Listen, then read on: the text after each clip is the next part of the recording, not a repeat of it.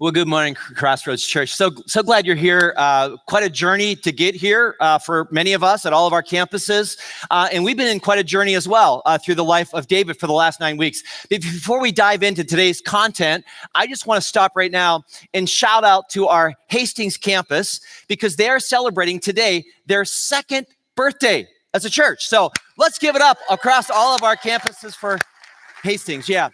Now, many months ago, as we were putting this series together on this Bible hero, David, we had a lot of conversation around what should we call this particular series. And we came up with, as many of you know, this name right here, Famous and Flawed Dave.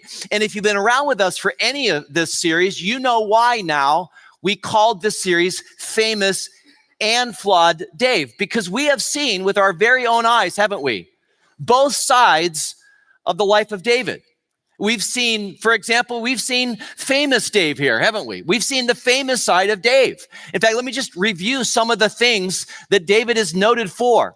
For example, David killed the big, burly, brutish, bulky, beefy, 9-foot giant with BO named David. That was the favorite sentence I wrote in the entire sermon series right there. That one right there. We also saw famous Dave because he became the second and the greatest, I might add, king of the nation of Israel. We saw David unifying and expanding Israel's borders in a big way. We also saw David, he was a skilled musician and writer. In fact, some of you know this, but we have a book in the Old Testament called the Book of Psalms. There's 150 of these songs or poems or worship songs that the ancient Israelites would sing as they worship their God. And get this, David wrote 75 of the 150 Psalms. Very skilled writer and poet. And we also saw that David established the walled city of Jerusalem as the capital of the kingdom. And we could add to this list because David goes down in history as a very famous guy. In fact, there's a reason why the Bible mentions David 1,017 times. David is mentioned over 1,000 times in the Bible, second only to someone who's mentioned 1,528 times. And who might that be? Jesus. Yeah, good answer in church. Always say Jesus when the pastor asks you a question.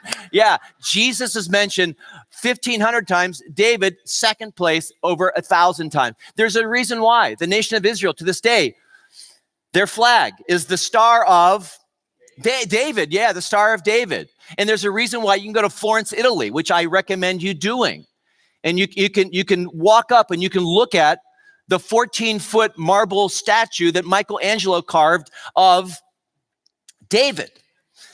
Now, since we're in church, we added something here because we're in church, you know what I mean?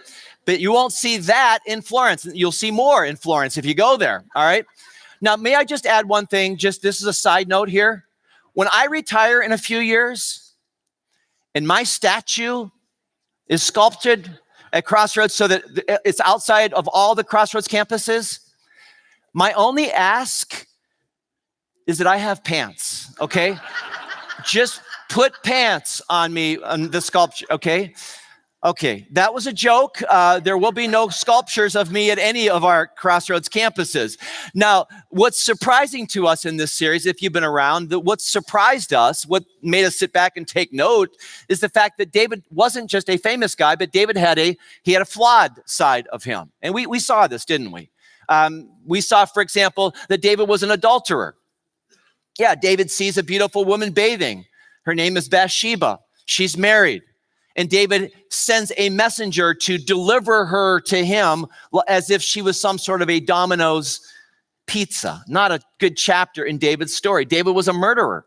We saw this as well. David, when Bathsheba becomes pregnant, David knocks off the husband whose name was Uriah. We saw this last weekend, that David was a horrible dad. I wish there was a better way for me to describe David's parenting skills, but the only word we can choose is the word horrible, because he was. We also saw David killing. He killed thousands of people, and not all of them, I might add, in battle. One author said that David had blood up to his elbows because he did. And you look over this list and you go, wow, That's a Bible hero. That's a guy that we have sermon series about in churches today. I mean, what's the deal here?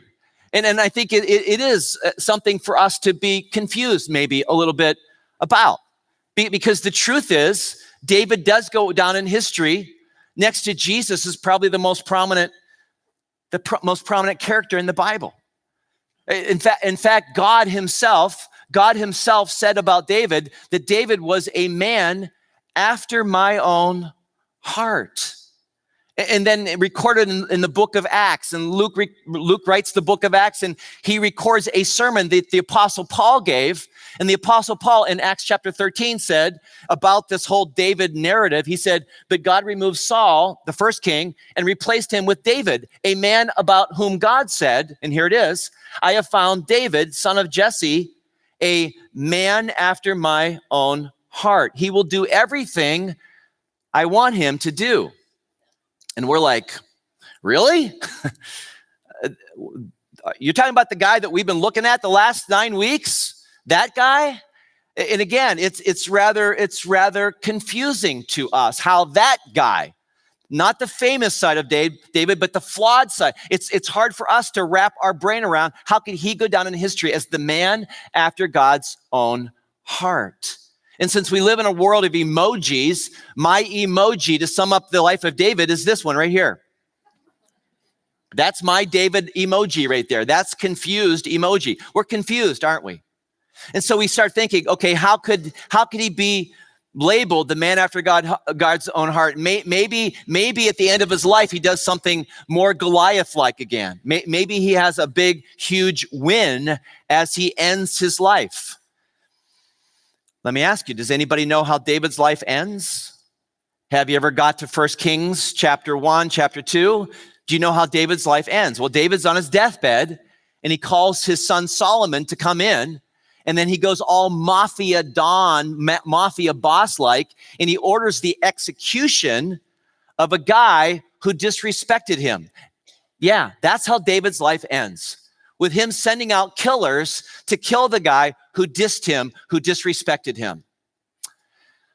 Okay, so reality is, let's talk about reality, friends. Reality is David's heart may have had a bent toward God, but it was anything but perfect. Agree? Of course you do. Yeah. Just like my heart, just like your heart is not perfect, but we try, don't we? Here's reality. David's story has its fair share of grit and grime, just like your story does, and just like my story does. Here's reality. David's life had no happily ever after moment. Isn't that interesting? David's life had no happily ever after moment, just like your life probably doesn't. And just like my life doesn't. And I think this is where our stories and David's stories come together. Because we, like David, are waiting. Many of us are waiting for our happily ever after moment. There's been several chapters of our life stories written, and we're still waiting for that happily ever after moment. And maybe that's your story. Maybe you're waiting for that happily ever after moment. You've prayed. You've dreamed. You've even visualized your preferable future. And you're still waiting for that moment to happen. In fact, some of you are wondering, you're wondering right now, will I ever put that wedding dress on? Will I ever have to rent that tuxedo? Now, others of you are wondering, will I ever have to put together that baby crib that we purchased years and years and years ago? Others of you are wondering, will I ever find a job that is meaningful to me? Will I ever find a career that I actually want to get up in the morning and go to work and be part of? Others of you are wondering, will I ever get well again? Will I ever get out of this dark, dark cave that I'm in?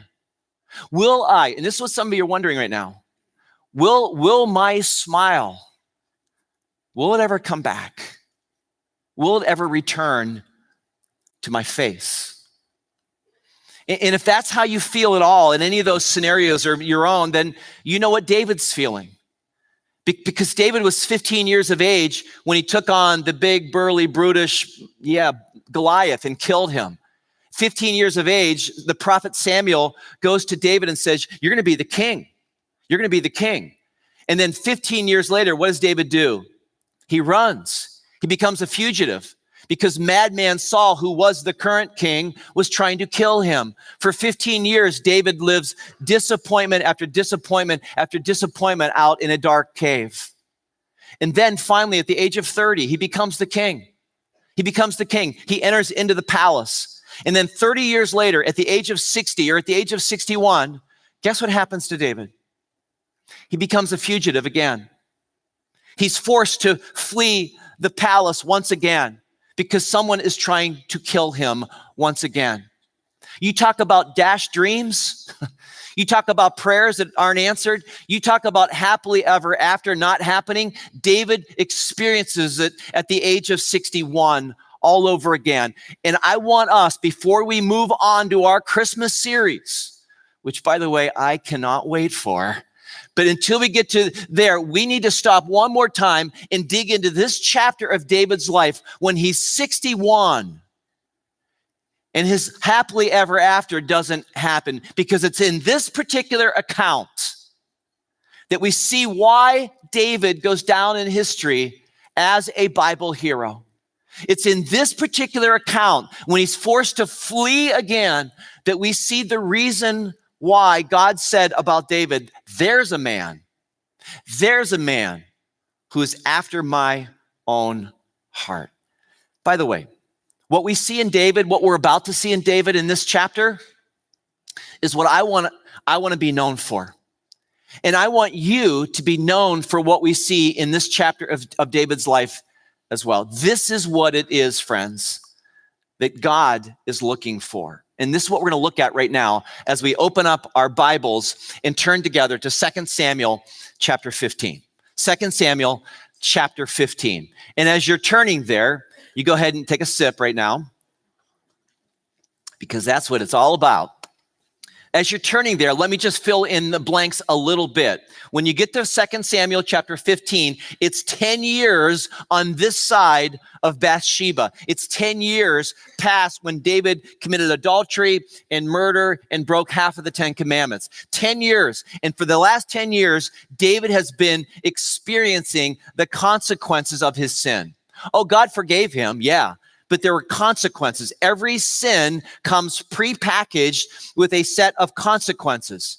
For every kick that sin brings, there's a kick back. And David is living out these kickbacks, these consequences for the last 10 years. In fact, the latest thing is David's son Absalom is the one who's trying to usurp him from the throne. Absalom is leading a rebellion against his daddy, David, because Absalom hates David, his dad. And he's leading a revolt against David. And for the past 4 years, when we pick up the story, Absalom has been what he's been doing, he's been throwing his dad, David, under the bus and trying to win over the people of Israel, which he, by the way, does. As we pick up the story in verse 12, we'll see what Absalom has done. It says, soon, many others also joined Absalom, and the conspiracy gained momentum, like in a big way, because now Absalom has more soldiers and more people for him than David does. Verse 13, a messenger arrived in Jerusalem to tell David, all Israel has joined Absalom in a conspiracy against you. And look what David says, then we must flee at once, or it will be too late. David urged his men, hurry. If we get out of the city before Absalom arrives, both we and the city of Jerusalem will be spared from disaster. And so we pick it up in verse 16. Look what happens. So the king and all his household set out at once. He left no one behind except for 10 of his concubines to look after the palace. The king and all his people set out on foot, pausing at the last house to let all the king's men move past to lead the way. And this is the mood of Israel we see right here. Everyone cried loudly as the king and his followers passed by. They crossed the Kidron Valley and then went out out toward the wilderness. And I made that bold for you, out toward the wilderness, for one reason, because I want you to see what David's new reality is. David's new reality is this: he's heading back to the wilderness. Back to that place that represented for him disappointment after disappointment after disappointment. David's heading back to the wilderness, back into those dark caves that he found himself in. And I'm here to tell you, friends, that's the last place that David wanted to be. He's already got the wilderness t-shirt. It says, been there, done that, don't want to go back. Because he's already done that as a young 15-year-old. And it's the last place that a 61-year-old David wants to be. Now, I know today that 61 is the new, 41. I don't understand all that, but I know that for today, if you're 61 or 62, like I am, everybody's thinking I'm 40 right now, aren't you? You're thinking in that. I know you are, but I'm not. But back in that world, when you were 61 or 62, it was like you were ancient of days. It was like you were in your 80s. And the last thing that David wants to do is end up in that wilderness place once again. I just say it again. This is not the happily ever after that David was praying for, that David was dreaming of, that David was visualizing as his reality. Now, he's somewhere, again, that he doesn't want to be. Dashed dreams. Broken promises, name them whatever way you want to name it. Let's pick up the story again, verse 24. This is what happens next. Zadok, you don't have to worry about Zadok, and all the Levites, and the Levites were just like helpers. They were temple assistants. Zadok and all the Levites also came along carrying the Ark of the Covenant of God. They set down the Ark of God, and Abiathar offered sacrifices until everyone had passed out of the sea. Now let's just stop here because we have something introduced here. The Ark of the Covenant, the Ark of the Covenant. And for those of you who didn't see Raiders of the Lost Ark, which is where we learn about biblical history, right? For the two of you across our 4 campuses who haven't seen Raiders of the Lost Ark, what the Ark of the Covenant was, it was a wooden box covered with gold. It was a very special, sacred, holy thing because inside the Ark of the Covenant were some very, very important things like the 10 Commandments, like Aaron's staff, like manna from the wilderness when they did lap over lap. Also inside the Ark of the Covenant was Paul Bunyan's axe. And rumor has it that some very bad people have taken the axe now somewhere that's not supposed to be. Too soon? Too soon. Okay, but I bring that up because this Ark of the Covenant was a very holy thing. In fact, it had this aura about it. The Israelites believed that when the ark was near, there was nothing to fear. Because when the ark was near, it housed the very presence of God. And wherever the ark was, God was. Wherever the ark was, God was. And where the ark was and where God was, there was victory.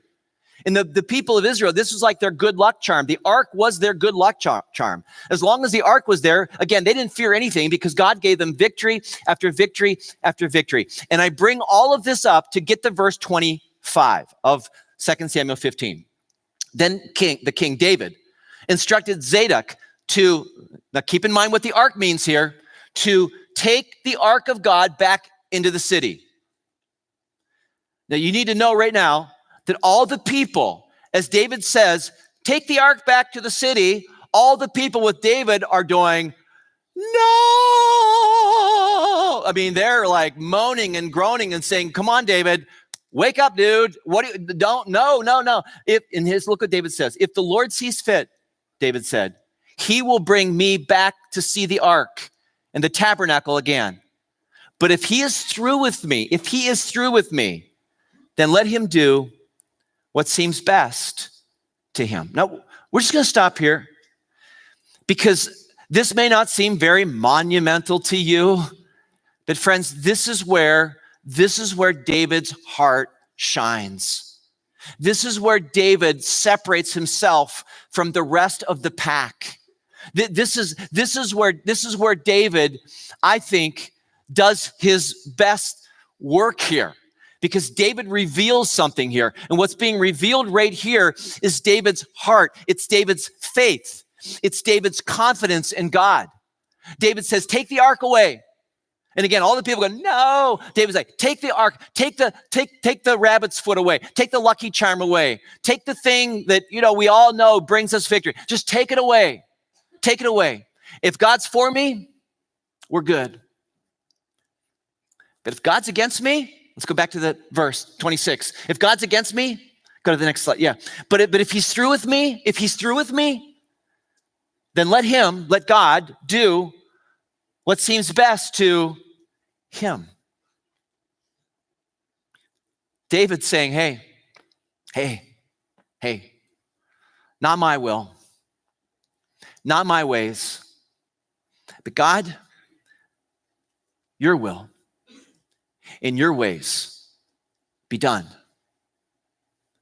And this is what I believe right here. This right here, I believe, is what separates David from everyone else. This is why I believe David goes down as the man after God's own heart.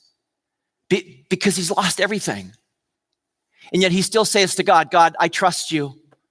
God, I put my confidence in you. God, your will, God, your ways be done. You see, David lost his world, but he doesn't lose his confidence in God. David lost his world. David didn't get his happily ever after. David lost it all. Back on the run, back in the cave. David lost his world, but he doesn't lose his confidence in God. Oh, David falls down, and David falls down, and David falls down, and David falls down, but David always gets back up and moves in a God-word direction again. Oh, David lost his way. David loses his way again and again and again, but David always makes his way back to God. David in the cave loses sight of God. He loses his focus on God, but he always comes out of the cave and his eyes readjust and he refocuses his gaze on God again. David doesn't get his happily ever after moment. But in the end, it didn't matter because David's faith was not based on happily ever after happening to him. And I think that's good news for us. I think it's good news. What David models for us is you can still be confident in God. You can still hang on to God. You can still say, God, your will and your way be done in my life, even when your happily ever after doesn't happen, because our faith is not based on happily ever after happening. And I'm so glad to share that with you because the truth is happily ever after only happens in fairy tales. Happily ever after only happens in movies.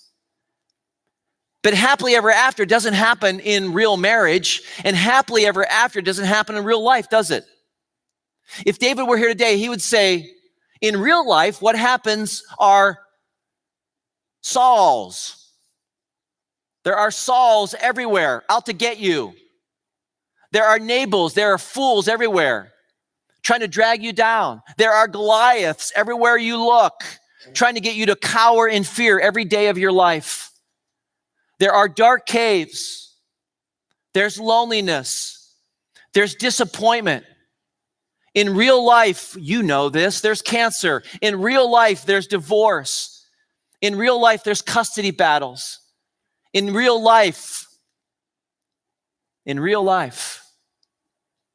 all kinds of hardships. And we know that, don't we? And that's why David models for us. He models for us this tenacity, this I may lose my world, but I'm not losing my confidence in God. And I don't know about you, but that's what I want my life to be noted by. And that's what I want your life to be modeled after.